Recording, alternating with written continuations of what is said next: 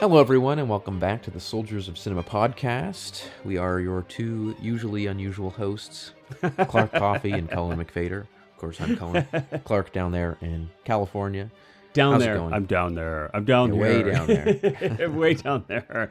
Yeah, man. Life is good, man. It's a hot summer afternoon, but I'm pretty cool here in my home. Yeah. And I'm happy to be with you once again, as they say up there in Canada, for the discussion on this film that was my choice. But I don't want to introduce it because I don't want to take that away from you.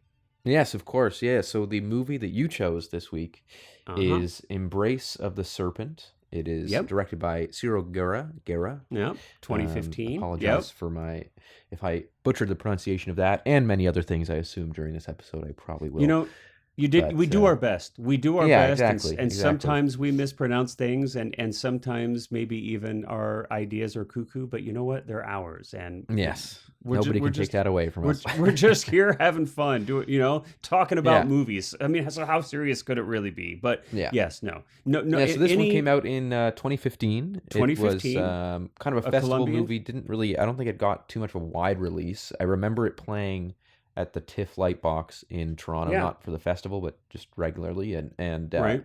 So I do vaguely remember it coming out, but I hadn't seen it, and I don't believe you'd seen it till this week. No, I hadn't seen it either, and I wasn't even aware of it on release. And it's as much as I love films, I mean, a lot of them slip through the cracks for me. There's just only so much time, only so many films I can see, even though I feel like I see quite a few. But yeah, this one, I don't recall this one being released near me, although living in Southern California, I'm sure it probably was somewhere. I hope it was somewhere.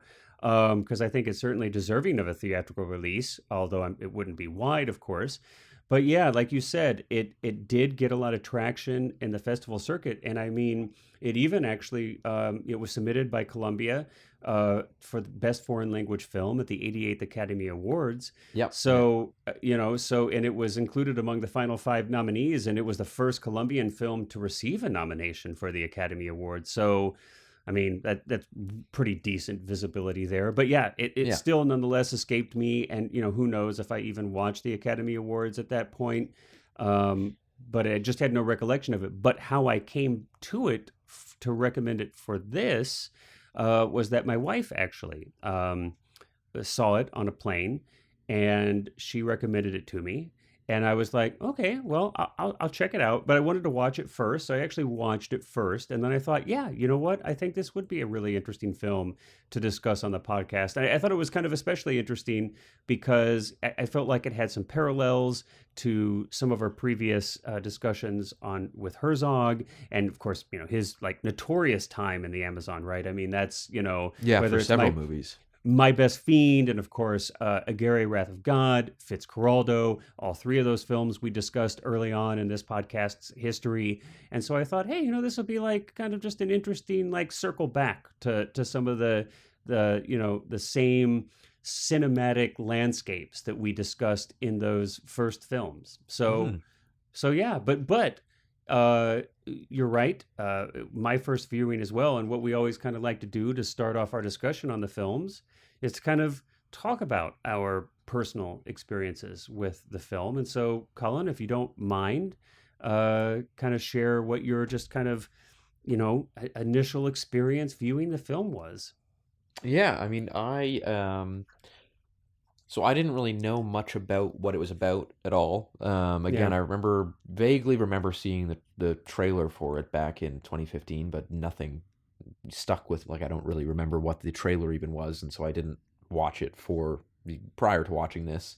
Just figured I would go in with, completely unbiased. And I think the first thing that really jumped out to me is like how it doesn't. You have obviously anytime you watch a movie and kind of get the gist of what it's about in a vague sense. Like I knew it was about the Amazon and kind of like a journey in the Amazon. I just didn't really know the specifics of it. So you kind of go in with a level of expectation as to what that means, because of course there have been plenty of movies that are about, if not a journey on the Amazon River, journeys upriver in a jungle, whether it's, Sure. Apocalypse Now or even just stories in general, Heart of Heart Darkness, of and Darkness, of of course, course, yeah. Or Herzog's even work, like what, you mentioned, right, right. and And in it's fact, even kind a of great, a kinship to the road, like a road trip movie, like yes, exactly, yeah, the like the North yeah, American version. The Canadian, the American, like our version would be the road trip film, right? yeah, We, where you have all these vignettes along the way but of it's these little even stories, yeah, and even goes so far back, and I'm sure before this, but the earliest, I mean, even something like Canterbury Tales was, yeah, they think this was written in the 1400s, was basically a series of vignettes and stories, this group of people along a journey. So yeah, yeah. obviously a super common thematic element, Yeah, thematic and then theme. especially, Yeah. especially it being in the jungle, you kind of have expectations of what that's Mm. going to entail. So that I expected things like dealing with bugs or animals or that kind of thing. And what I I feel think like you need to took me go into aback from Herzog this, voice now. You need to yes, go into yeah, Herzog, the where insanity of the jungle, I just the always have Jungles. that scene where he's being interviewed, and is it My Best Fiend? Is that where he's I think it's from that, yeah, yeah, it and he's and discussing the, yeah, where it's like the behind the scenes, it's like BTS footage of him, shooting with Kinski doing Fitzcarraldo, where he's just discussing like how it's like the birds aren't singing, they're like screaming in yeah, agony.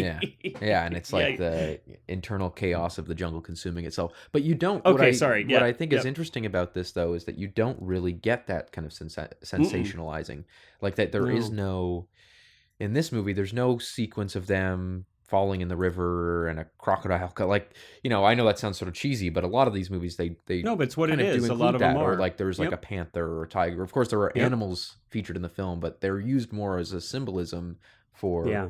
what the film is trying to say, as opposed to, you don't have like a scene where they're sitting around the campfires and someone's complaining about all the bugs, Well, and things like that. You don't get that kind of it almost treats the jungle as a yeah. very respectful Or even it's being, just not as the opposed focus. to, yeah, Not yeah, that I want to steal your, but you're bringing up such interesting things. I know we're still kind of discussing your viewing experience, but just if you'll bear with me here for a moment. I mean, I think hmm, because you sparked an idea here.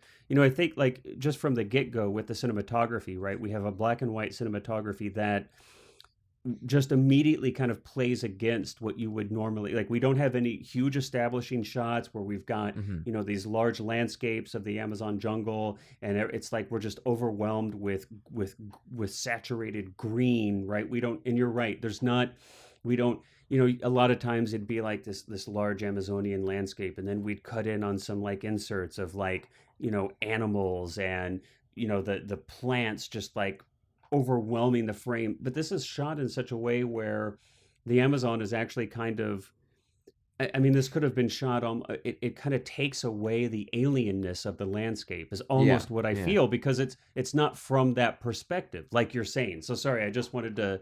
I just No, had no, that kind no of thought. worries. But even from the beginning of the, the way the way the jungle is framed, the way the river is framed, the way the photography is set, it's it's just so matter of fact. It's like, Yeah, well, yeah, yeah, we're in the Amazon, but this is home. yeah, This is not an exactly. alien landscape. Yeah. And even you get the idea that even, of course, the just a brief kind of idea of what the structure of the movie is, that the it's set about two journeys up the Amazon River Mm-hmm. in Colombia, separated by 30 years. So the first Yep. one is set in the kind of like around 1910-ish, and Mm-hmm. the second one, of course, is set in the 1940s, Yeah. or like right at 1940, just at the beginning of Yeah. the Second World War. And so these two timelines kind of coincide with the two major Amazon rubber cycles, is what they're called, and it's kind of like a Yeah. rush to get rubber from Extract. Yeah. Rubber Colombia. Yeah, extraction. Yeah. and so you have these two stories, and but again, you don't, like with our story that takes place earlier is about a ethnologist Mm-hmm. named Theo from Theo. Germany. Yeah, he's Yep. from Germany. He's a real guy, but the film is not like a super accurate retelling, but it's inspired by the diaries that these two explorers kind of made this Yeah. set time apart.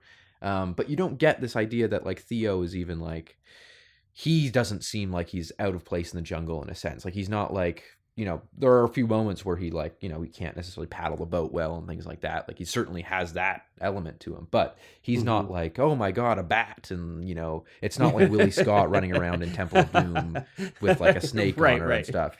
Sure. Um, Yeah.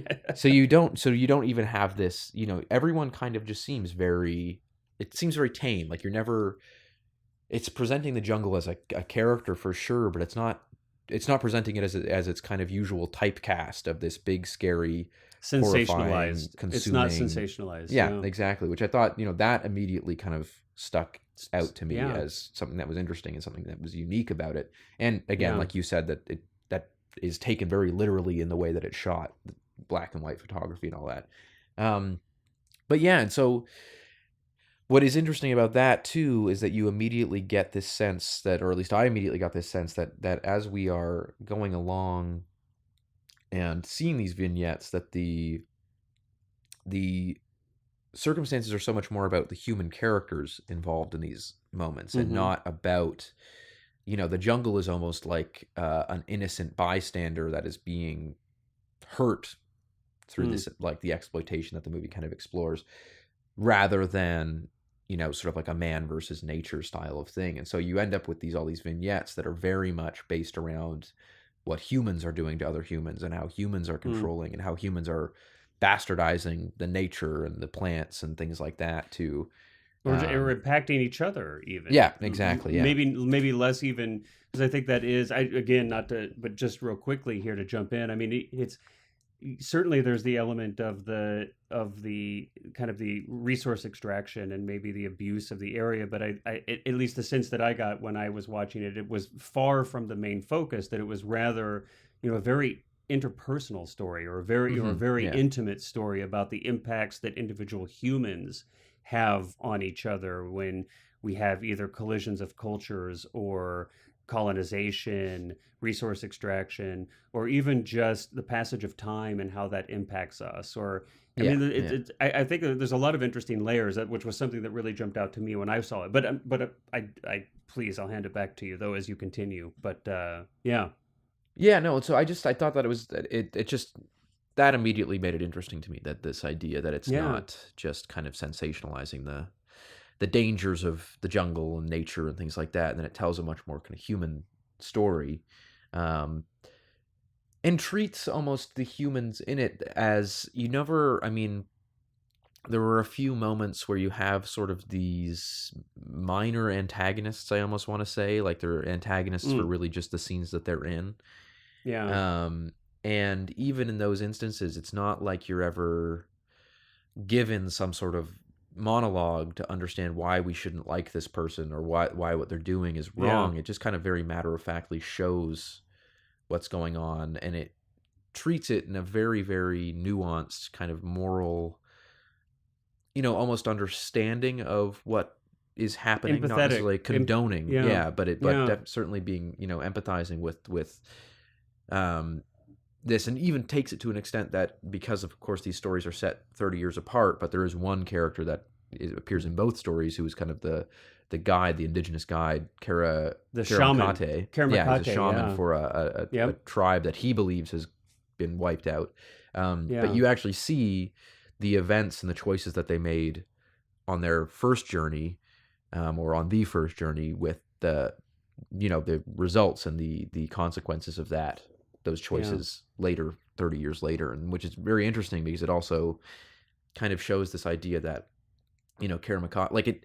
I think one thing that it really shies away from, that I think is really, really important and really nuance, again kind of emphasizes that nuance, is mm, this trope of like the noble savage that is right. comes up so frequently when you have stories about indigenous, really anything, and even From beyond a just Western indigenous stories. perspective, yeah, from the Exactly. Western perspective, it You'll have often is the case. Yes, a yeah, Western filmmaker who will come in and kind of, for whatever reason, there's a million reasons that yeah, it's been done, but and some certainly better than others, but um, you have this kind of, yeah, this trope of making it that the indigenous people are kind of seen as this two-dimensional, like one yeah, with like nature, right, and it's a very, I think, ultimately a harmful trope, because again it kind sure, of compresses an entire culture with nuance Well, and it and limits the humanity to just a complications to single, yeah, yeah it to a just single limits their idea. humanity, And right? so with that, I mean, I think that you kind of get the sense that even this character Karamakate, who again is this shaman,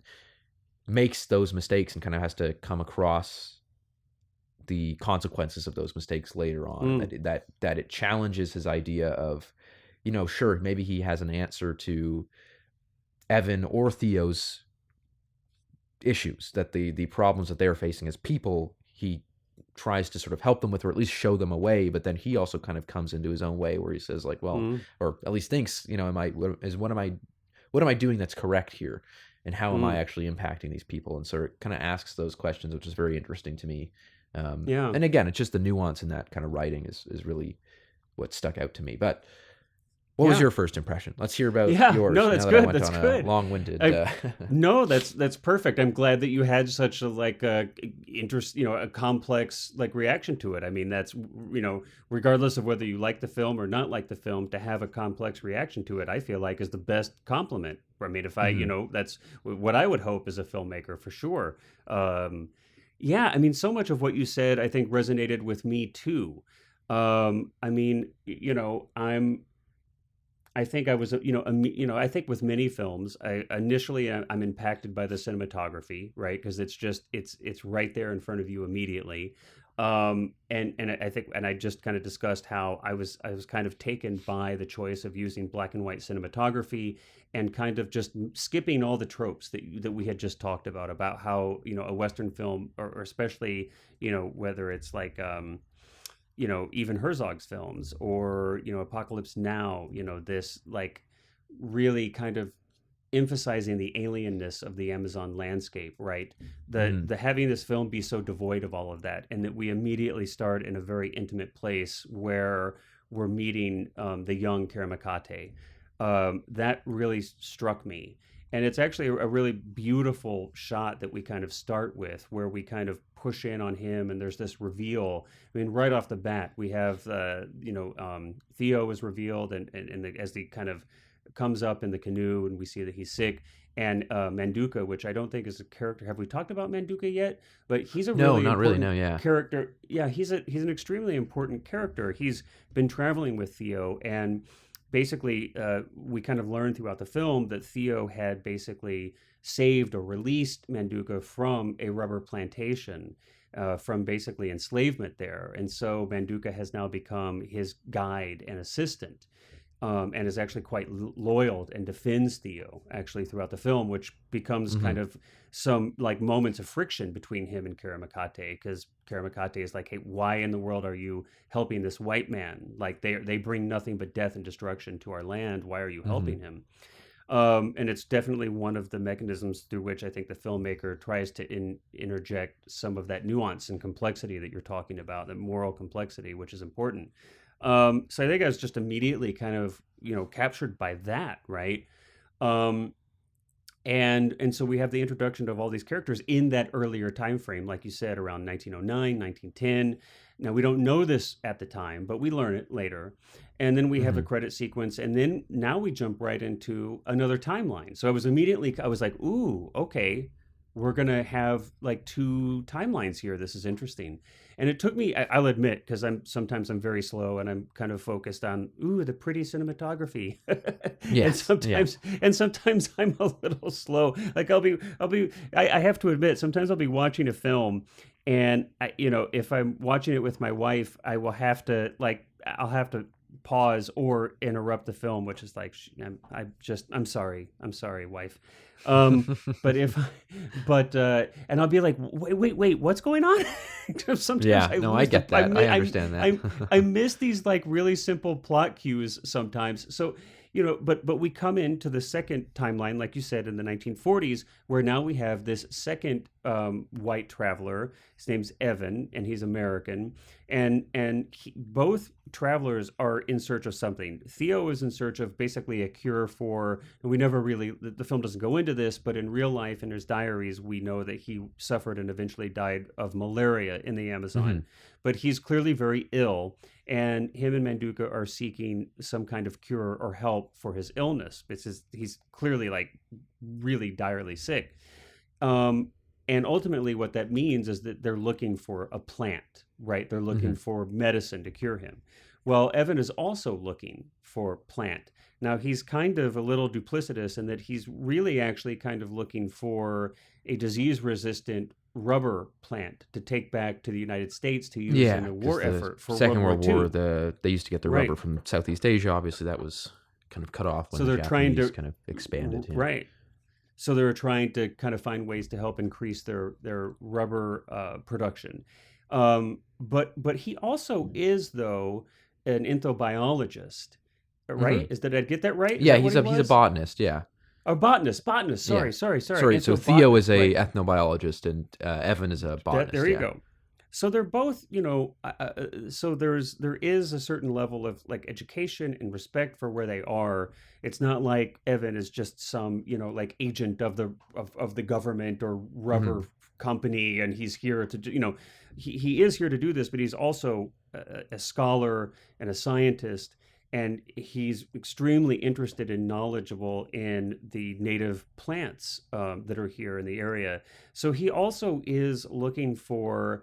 Now, they don't use the word ayahuasca in the film, but Hmm. ultimately, I think it's kind of clear to see that he's, I think, looking for ayahuasca as well, and trying to Yeah. Yeah. understand that, or even maybe experience it. Well, because even Um, this character that he's based off of, which is his real name, this y- Evan, did in what was his fact full name? actually wrote Yeah, books Richard on, Evans Schultz. He yeah, actually did wrote a book, co-wrote a book with the German inventor chemist of of LSD, or LSD, Swiss, right? sorry.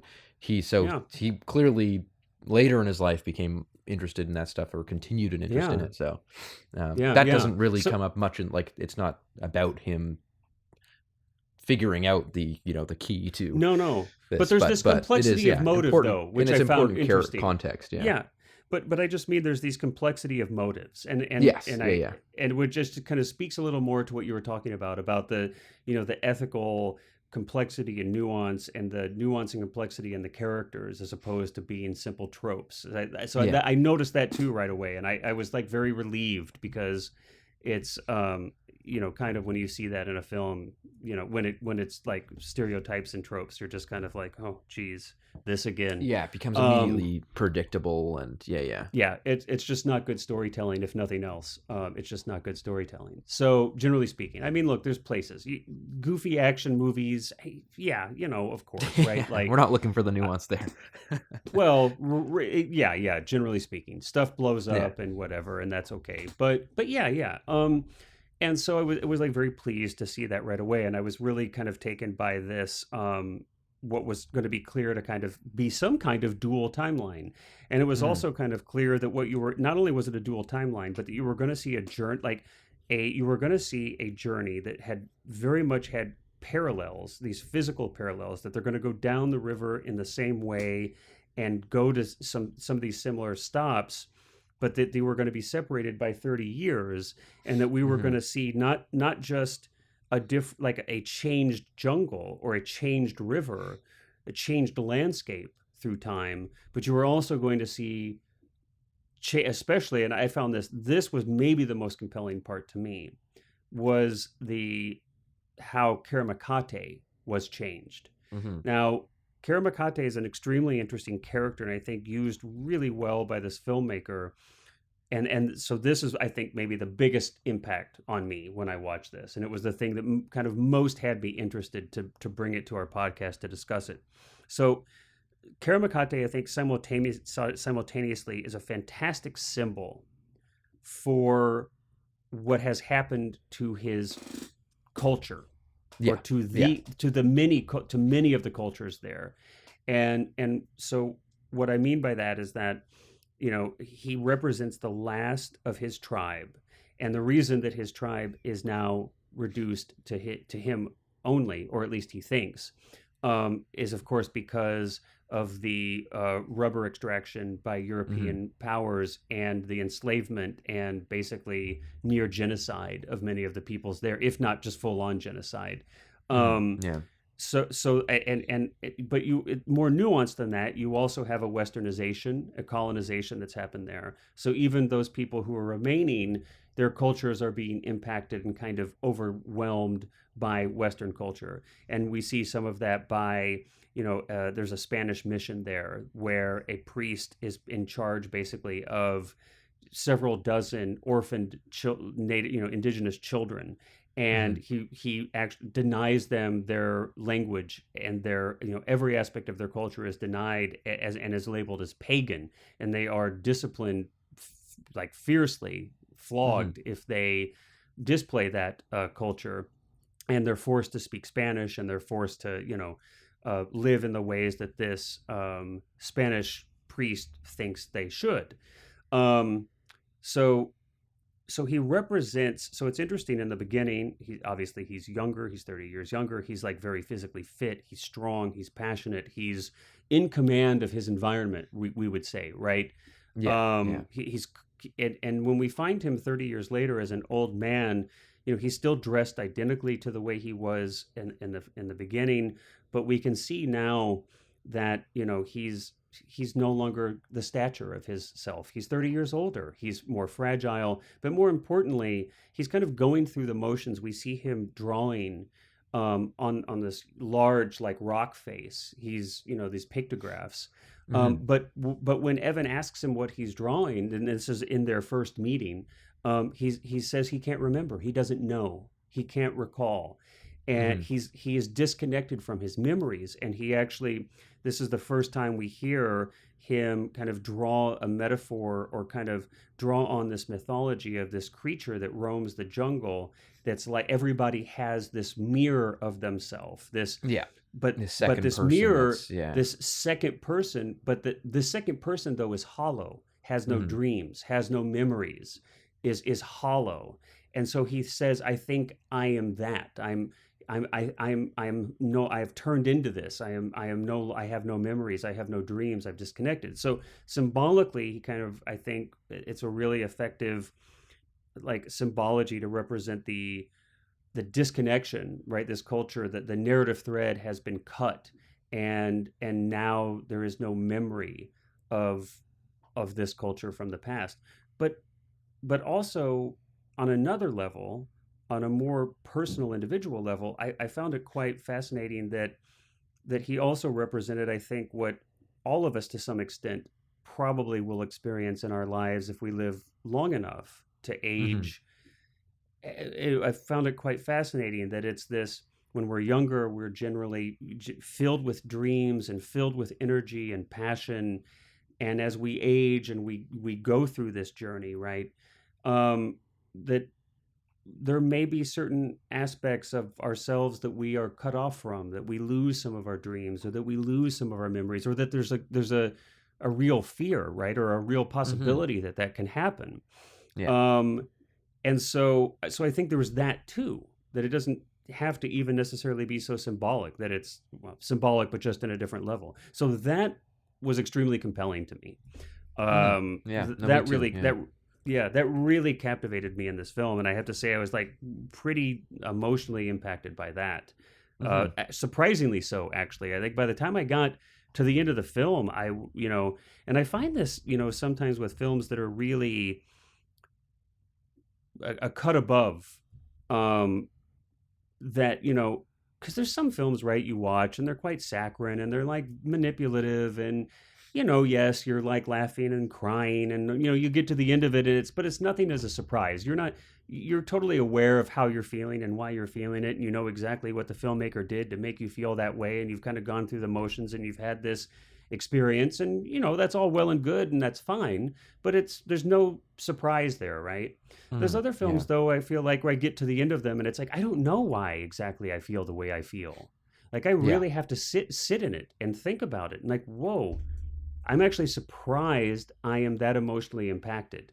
Hmm. And and generally speaking, to me, for me personally, that's a really big indicator, um, at least in my eyes, of a quality film. Yeah. So Yeah. those were the things that really jumped out to me in my viewing experience. Yeah. I mean, I think the use of no, I'm forgetting his name again.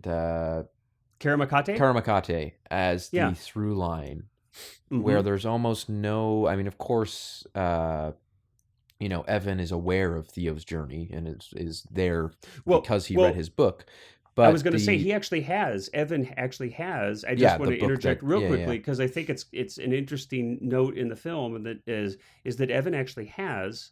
So Theo actually he's got this journal, and mm-hmm, he's right, basically a diary, and he's drawing images of all the people that he's seen and their face paintings or clothing and plants and insect, all this stuff, right? He's kind of making notes of all these things, and of course that's what Evan has with him and is kind of using as a guide in this second trip down the Amazon with Karamakate 30 years later. mm-hmm. Yeah, and it's using these kind of just like again that I think it's no coincidence that they changed because in real life in the nonfiction version of this story, Theo died Mm, much later. He died in the 20s, early 20s, in the Amazon, so similar right. fashion, but died after Yeah. the end of the first kind of rubber boom in the Amazon. Yeah. Whereas I think that one of the things that they did that's really smart in breaking away from that is you then in doing so kind of present this, I think, very very fundamental point in South American, but especially Colombian history, and you distill it into human relationships and human interaction between very few people, and so you Yeah. represent it in a much more not necessarily simple in a negative sense, but in a sense that you understand motivations on a personal basis rather than Yeah. trying to. I mean, you never even see in this movie, as far as I'm aware and as far as I can remember, and I just watched it yesterday, so I think I remember pretty well. You don't ever see a plantation owner or like a Nope. Colombian soldier. You hear them and you Yep. hear conversation about them, and there's kind of this impression a few times that they could be right around the corner. But Right. Right.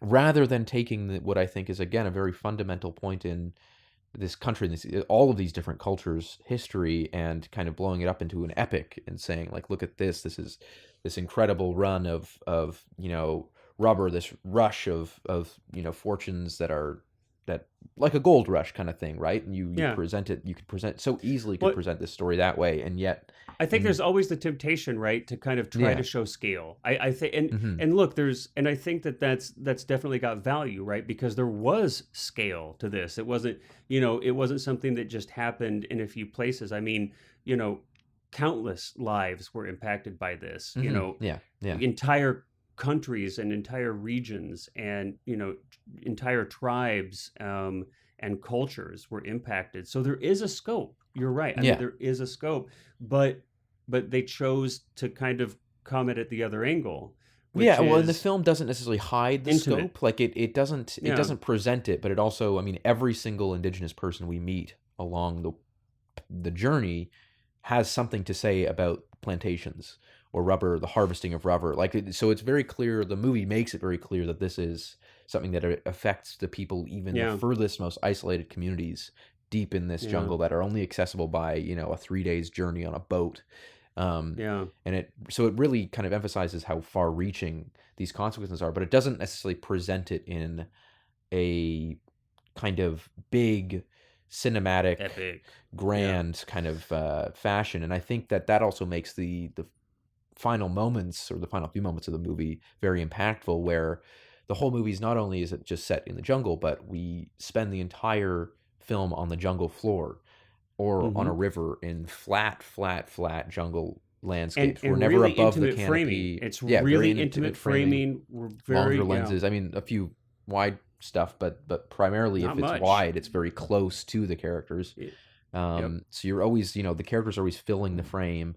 You never are really presenting these characters on a backdrop of a massive vista or something like that. Mm-mm. Like it's always very, in a sense, kind of claustrophobic. Like every turn of the river looks the same as the last 10. And so you never really have this sense of where you are geographically. And so it really puts you into that headspace of what it would likely have been like to actually be making this journey, because you just have no idea where you are, how far along you are, where the nearer, like when the next time you're going to come across any sense of civilization. But then when the final moments of the movie, when when Karamakate actually brings Evan to the kind of original blooming or sprouting place of this fictional but representative of, like, which is ayahuasca kind of psychedelic plant. and It's just to the only. Oh provide yeah, yeah. context, it's the remnants of Karamakate's tribe that he thought was lost. Right. This is what you're Yeah, well, talking so about. that's when Theo and them arrive. But I Oh, mean, sorry. yeah, You're yeah. talking about the very end. So Okay, the my apologies. with the only When they're time on we the actually get dome, the up rock is, dome. yeah, Yeah, exactly, yeah, is the only time we get above the canopy is when Theo kind of, or sorry, not Theo, when Karamakate brings Evan up to yeah. experience this, you know, it's kind of a, what do they call it, a like a spirit journey or whatever. I can't remember Totally. what Yeah, the yeah, yeah. specific Yes. word for it is, but, and it's the only time that we actually are, both our characters are above the canopy, and then we cut to footage from what I assume is a helicopter or drone or something above the You're canopy. thinking like And Vision Quest, like a Vision vision, Quest. Is yes, that what you exactly, were? Yeah, exactly. And yeah. so I think it's really brilliant in the way that it kind of juxtaposes those two things, where we have spent the entire film, because Theo and the characters, they're the end of their journey has a much more, if not explicitly tragic, dour kind of tone. Like, it's not a very, Yeah. the I think that the brilliant part about these two things and how differently these two stories are kind of from each other, how Karamakate is so different from his young self as an old guy, even just in the way that he introduces themselves to these Mm.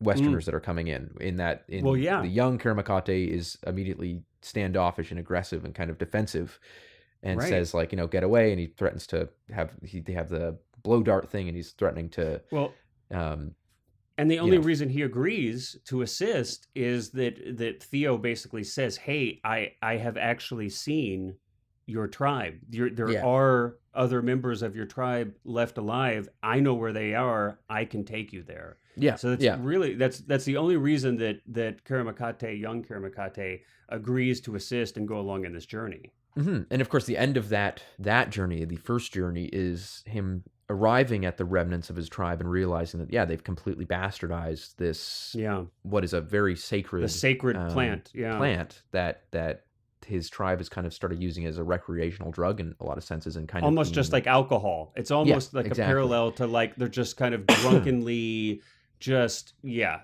like it's an Yeah. escape as opposed to a like a ceremonial, an important respected ceremonial journey or And experience or that medicine. clearly Yeah. makes him, that clearly affects him profoundly, because he burns down the tree, and that's kind of the last time we Hmm. see the young him, is him standing within the flames, and sort of.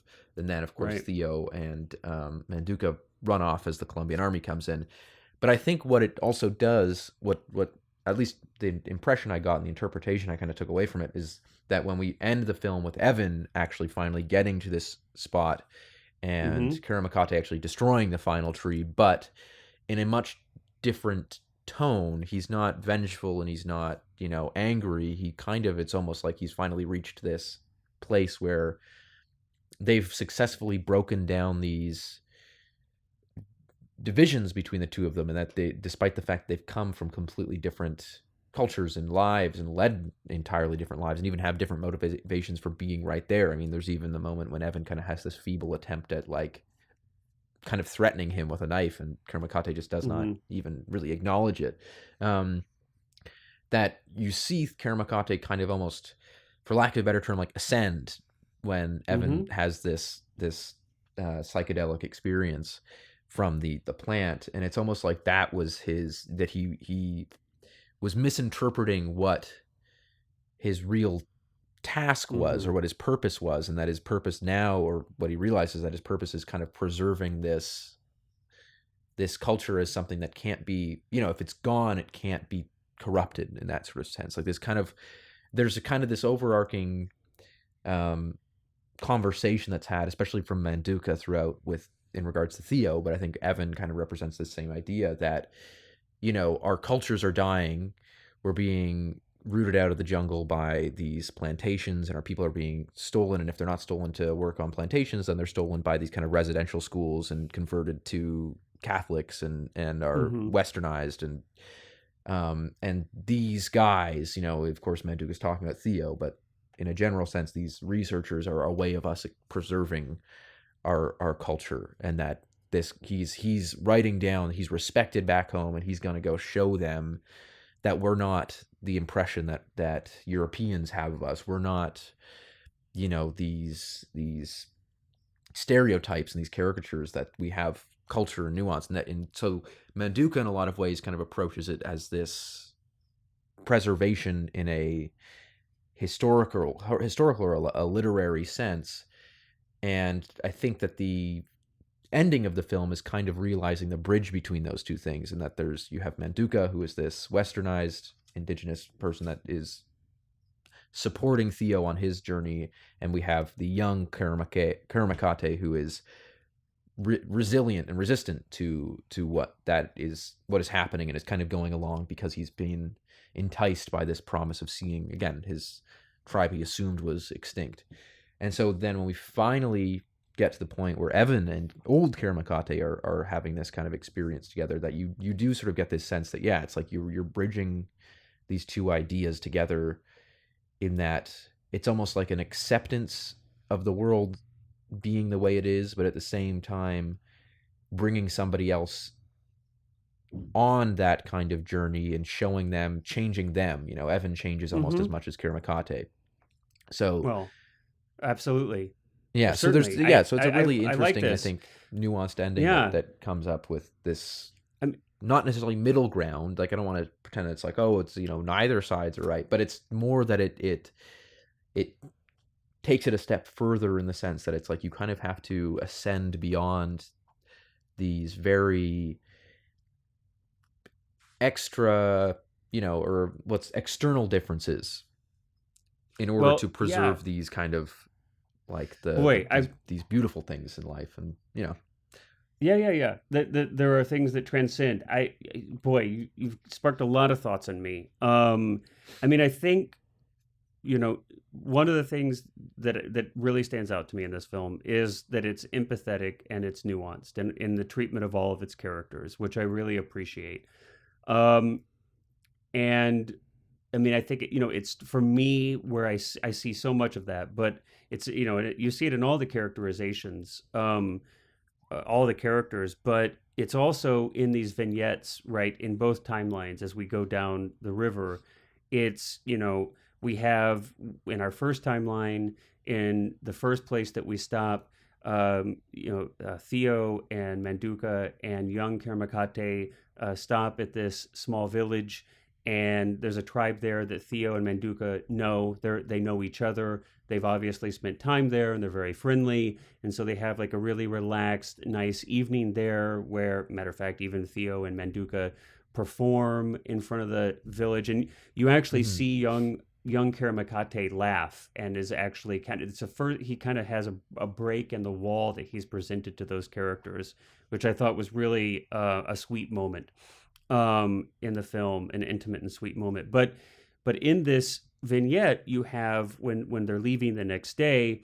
So Theo has kind of shown the village his compass and explained what it does and how it works.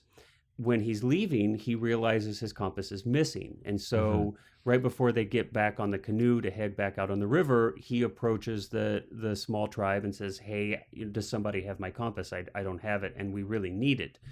And ultimately, they kind of, play dumb a little bit, and then eventually they try to give him gifts as an exchange, and he says, I don't want to exchange. I really need the compass.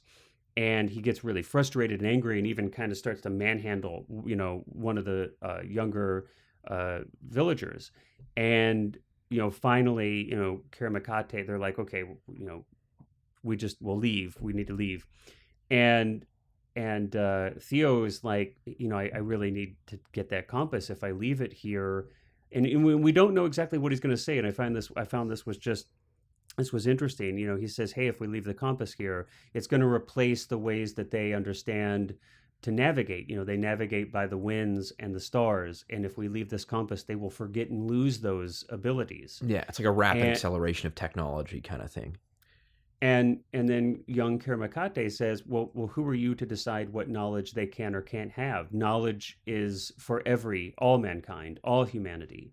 And so it's interesting that, they are both in parts right, of course, um, and maybe wrong, too, in equal parts, but that it's a nuanced question, right? And that it is a really challenging situation.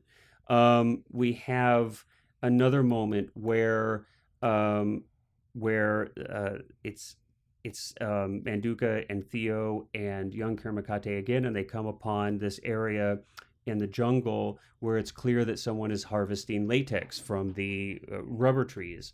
Hmm. And Manduka, having been recently released, from basically, slavery, right, or in a rubber plantation, is like really triggered and grabs all the buckets and starts overthrowing them and spilling all the latex out onto the jungle floor. And I mean, is obviously like extremely emotionally affected by this when he sees this. And as soon as he's done doing that, we have this character, is like this one armed, like clearly he's had like an arm that Clearly appears to have been severely being beaten and like cut tortured and stuff. off. Yeah, yeah. His face is disfigured and mangled. He's got this makeshift like cast on one of his legs. He can hardly Hmm. walk. And he's, he comes into this little clearing or this area where the trees were being harvested. And, he's trying to like just totally fruitlessly, trying to scrape the latex back up off the jungle floor and put it back in the um, buckets. And he starts like yelling something to them, and Manduka's like, can you translate this, Karamakate? And he's like, he's saying, kill me, kill me. So Hmm. basically, now that all this latex has been spilled, he knows that when the plantation owners or the company people come back, they're going to either torture or who knows what they'll do to him. It'll be horrible, and we can only imagine just by looking at his body already what he's had to endure. And so Manduka runs and grabs a rifle and comes back, saying, I can't, there's no way I can put him through this. And, or, this hell that he's going to experience if I leave him here. But he's, even knowing that, he can't bring himself Hmm. to kill this man. He can't bring himself to do it. So they leave. And as they leave, we see this man, kind of this one last, like, just such a sad silhouette on the bank of the river at the edge of the jungle. And as soon as as they move away from this location, we hear, screaming and gunfire. Hmm. And Yeah. so it's just this, this road to hell is paved with good intent. I don't even know what it is, right? It's not even the road to hell is paved with good intentions. It's just that the impacts that our actions have on people that we or things that we just have no idea how this, it's like, obviously Manduka did not have any intention to, not only did he have no intention to harm this man, I mean, he completely sympathized with this person as Yeah. having been Yeah. in this situation himself, but yet he is the instrument in a strange way of this man's death. Yeah. And I don't know. And even then, do we take that as a release? Do we take that as a good thing or a bad thing? I don't even know. So that kind of, at least to me, and maybe I'm simple, but that kind of complexity presented in such an efficient way in a film is just extremely compelling. I mean, we have also the moment where they arrive at the Spanish mission in the first timeline. And here we see this basically sadistic Spanish priest in charge over, several dozen orphaned indigenous children. And like I said before, he's basically labeled all of their indigenous culture as pagan, right? Hmm. And is trying to teach them his culture. And ultimately, what happens is that Manduka sees the priest beating one of the children, comes, and I think he and then kills the priest, basically, right? Yeah. And Yeah. and now here they are. There's this group of children. They're at this mission. They've got no adult there, and they kind of have this discussion briefly before they leave between Theo and Kiramakate and Maduka, where it's like, well, what do we do? We can't take them with us. We have no way to take them with us. If we leave them here, they will likely die or be killed. and so they just have to leave. And here they've left these And they children. basically tell Are the kids they run off into the well? jungle, basically, right? Are they better off? Are they worse off? Are they? Yeah. Is it neither? We don't. You know, um, we don't know. There is no simple answer. Hmm. There are complex questions and certainly no simple answers. And of course, when we come back to this mission 30 years later in the second timeline, and now when we've come back with Evan, there's these adults, and the mission of course is totally degraded and decrepit, and you could interpret this as that these are these orphans grown up, or you could interpret it that perhaps there's a different group of people who've moved into the mission.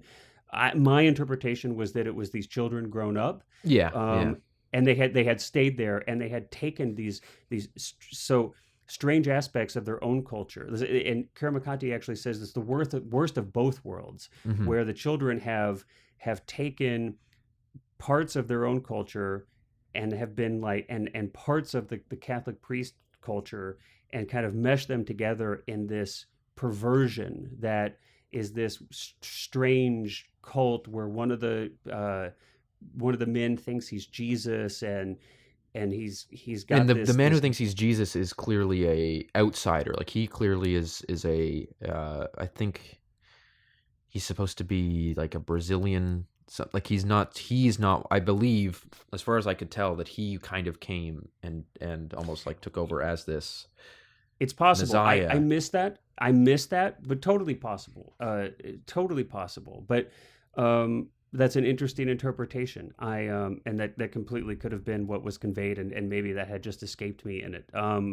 But but here they are. We have old Karamakate, and he basically this man who says he's Jesus. He's got this like child bride who's ill, and he asks Karamakate to cure her, seeing that he's a shaman, and he does, at least to some extent, enough that it convinces them that she's cured. And so there's this huge celebration, and they're basically abusing the ayahuasca as an inebriant instead of as a medicine. Hmm.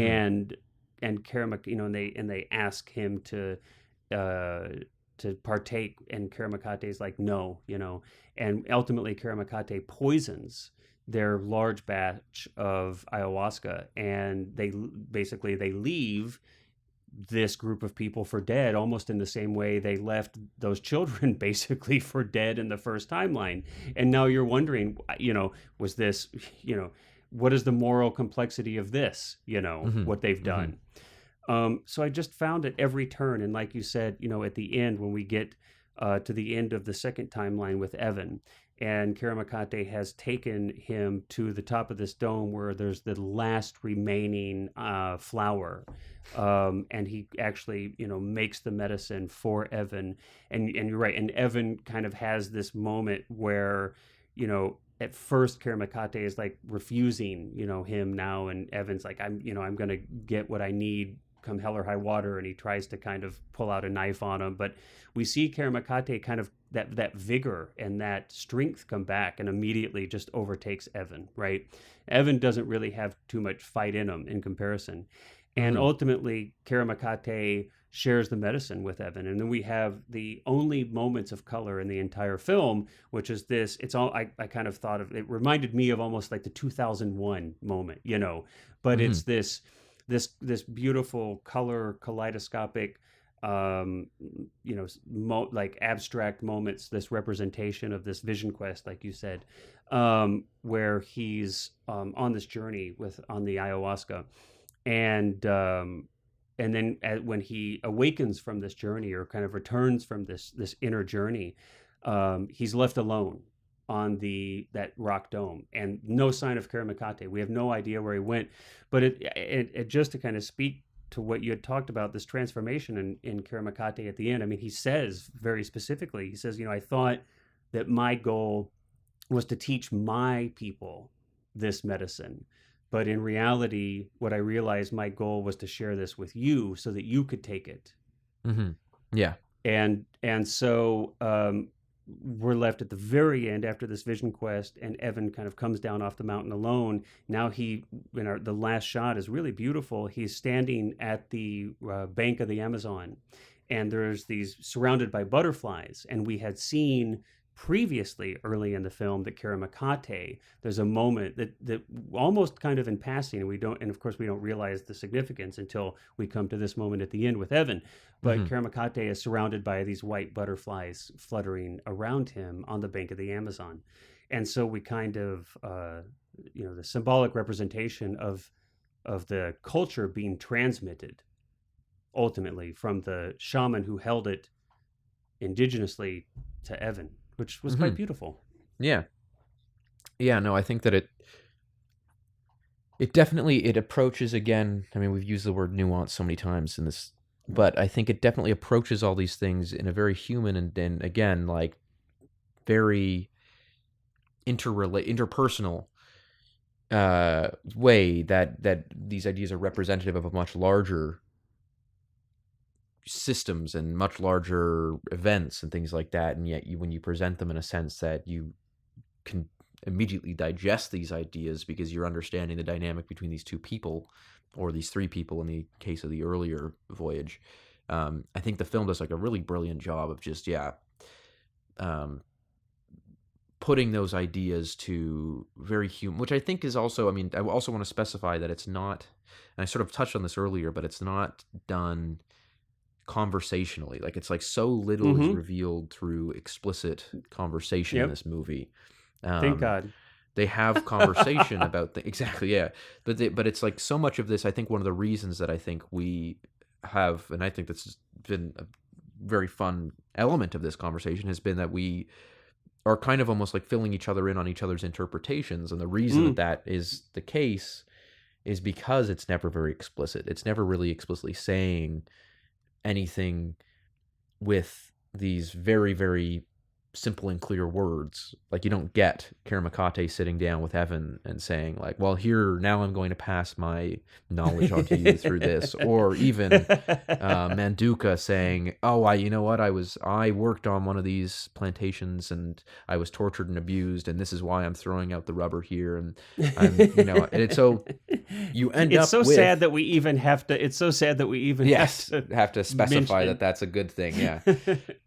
But I mean, you do end up with, and I think that this is a style of filmmaking and a style of storytelling that would have been commonplace, Hmm. and in a certain era of filmmaking, which I think we both very much enjoy. The Well, look, it would have been common. It would have been commonplace during the entire silent film era. It would yeah, have been, yeah, I mean, and so you get. I. But yeah, just this. I think that the style. I think that's one of the reasons that stuck out to me so much, and I think that that's also one of the reasons that again we've kind of briefly touched on this Mm, Herzogian element to it, which yeah. is very present. I don't know how intentional it is. I have no idea if it's intentional at all. If there's any like semblance of connection on the director's part, but it certainly touches on a lot of similar themes. And Herzog, as we kind of spoke about it way back, is kind of the king of this idea of like fact versus truth. That he will, Yeah. even in his documentaries, make up very blatant, basically lies about certain elements that actually end up representing the truth of the emotional The truth of aesthetic a truth. moment, The aesthetic and truth. yeah, the Yeah. aesthetic Yep. truth much better than presenting a factual Just retelling of a an certain situation. Or accountant's an yeah, accountant's ledger of facts. yeah. Right. And so I think Right. that that's one of the things that you get with this is that I'm sure if I read the diaries of Richard Evan Schultz and Theodore Koch Grunberg, who are their real names, I'm sure Nice. that I Nice. would find very interesting stories. I'm sure the stories are rich with Sure. like incredible anecdotes and stories about these journeys. However, does it get to in those very, non-fictional kind of ways, does it get to the actual heart of Mm. what these events meant to the people that experienced them? I don't know, maybe, but I also think that your job as a filmmaker, and I think that Ciro Guerra did a great job with this, is to get to that emotional heart and to you know, I think this film has been deservedly lauded by both, critics worldwide, but also the indigenous tribes that it portrays, or at least in part portrays, because of that nuance, because it doesn't just present it as such a two-dimensional, Mm. classical tale of oh, the betrayal of X, Y, Yeah. and Z and all Well, this stuff. It shows it in so much more of the complexities and the tragedy, really, of trying to stop these situations where you kind of mentioned this earlier too, but you get this again, this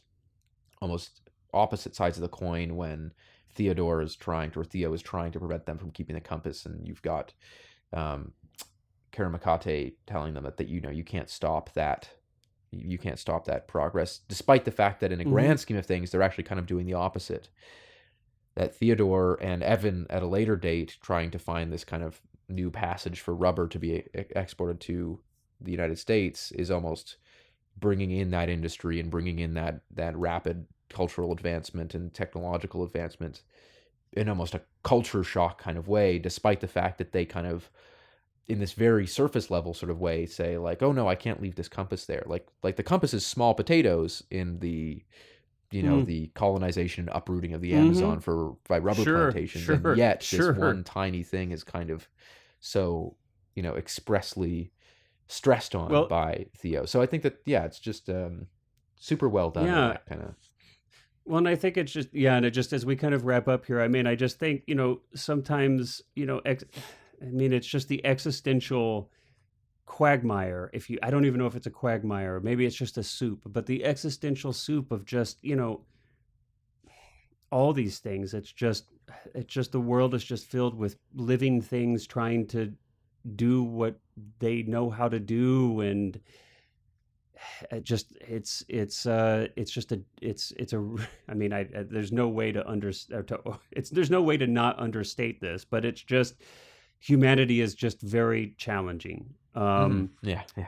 But I think, on just to kind of end on a note, it's like you talked about kind of the seeming parallels potentially, or at least superficially, to, like, something like Heart of Darkness. I will say that even though this film obviously illustrates a lot of horrors, Yes. Yeah.